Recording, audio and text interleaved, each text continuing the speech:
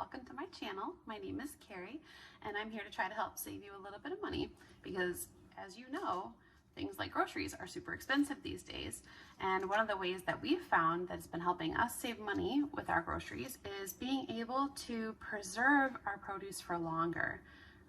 The key way I've been doing that lately is I've been buying in bulk, and then whatever we can't use, I've been dehydrating, like these onions.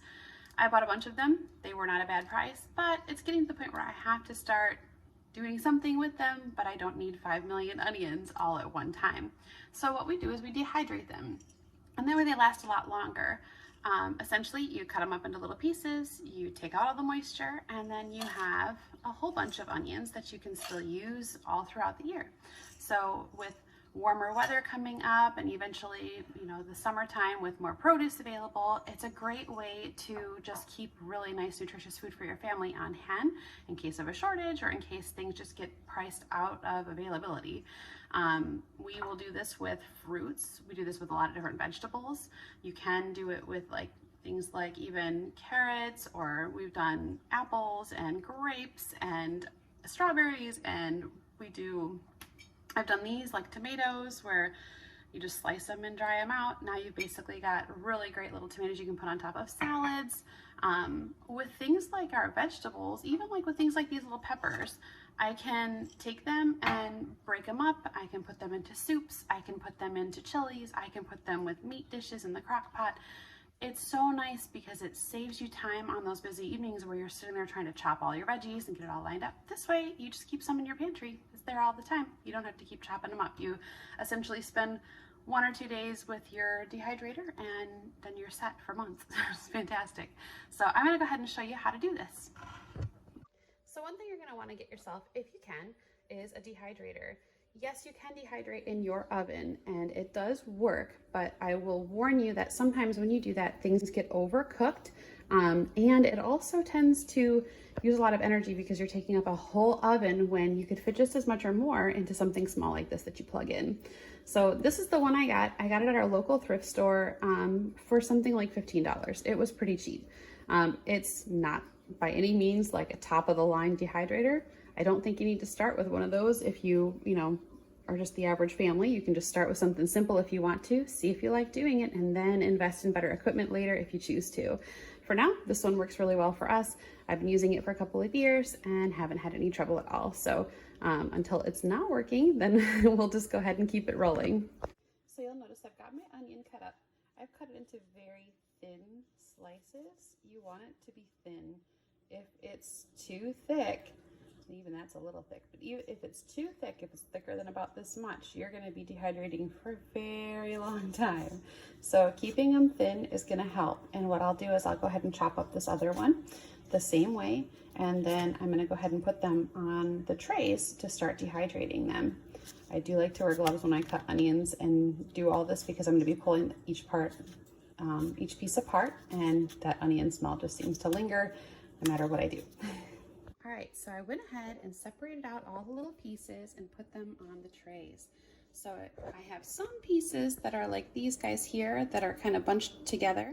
I'm gonna go ahead and let them sit on the dehydrator for a little while, for like an hour or two, and then I'll probably break them apart as well once there's a little more room on the tray, because as these things shrink down, you get more space, you can move things around a little bit better. But one onion took up my 3 trays right here. It was a pretty good sized onion.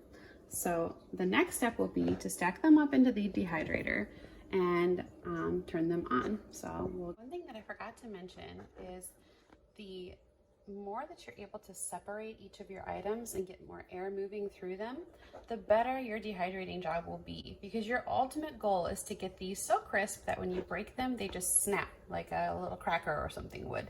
So if they're touching, see how like these guys are kind of touching here?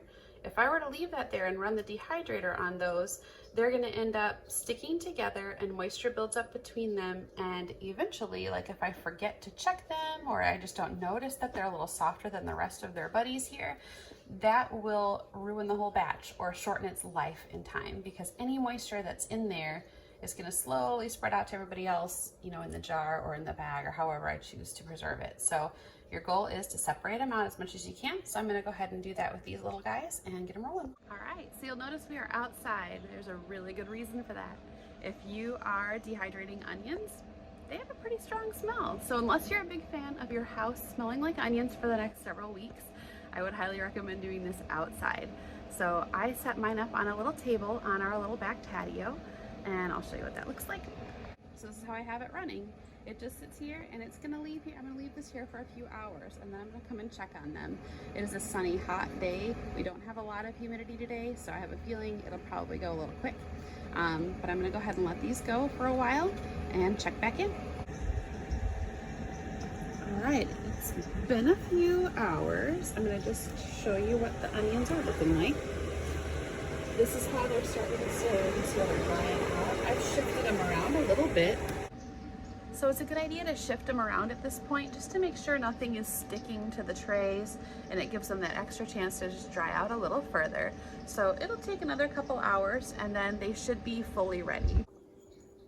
All right, so right now our onions are totally dehydrated and done. I'm gonna let them cool off for a little while and then I will go ahead and put them into a sealed jar. I'm gonna try to seal it so it's airtight. But you could do the same thing. You could put it in a jar. You could, if you're gonna use it in the next month or two, you could just put it in a jar.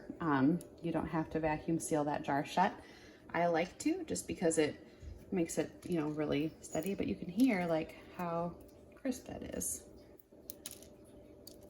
That's how you know it's done. That's when it can kind of like just snap like that. When they snap that easy, that means they're dry. If you feel anything that's soft or they're just kind of bendy, they need to go back in. But you want them to be totally cool before you go ahead and store them into anything. Well, it's the end of the day and I am finally done with my project. I have one onion. So from this to that, you can see it's so much smaller and much lighter. So it does help with storage space and everything else. With the second onion, that would definitely put me close to the top, but I might even be able to fit in another half of an onion into that if I needed to. But what's nice about these too is when you're making sauces and things with regular, just raw vegetables and you chop them up and you saute them first or whatever, you tend to get more moisture in the sauce. The sauce gets a little more runny. That does not happen with these. So that's a really nice factor about the dried vegetables, is that they'll actually soak up the oils and things that you're cooking with and fill up with even more flavor. So it kind of intensifies the flavor that you're going with. But it's a great resource to use. If you wanted to extend, like I will probably use this in the next little while, so I'm not gonna bother probably vacuum sealing this one. But you could vacuum seal it, and you could even put an oxygen absorber inside of it, and that would actually preserve this for like years. So that way you've got it for a long time. If you're trying to save up or build up your pantry, or you just don't think you'll get to them for a while, that's always an option too. So if you have questions, leave a comment. If you have suggestions about other money saving options, feel free to comment and let us know. And thanks again for watching. If you could, subscribe, like, follow, whatever works for you. We'd be happy to see you again. Thanks.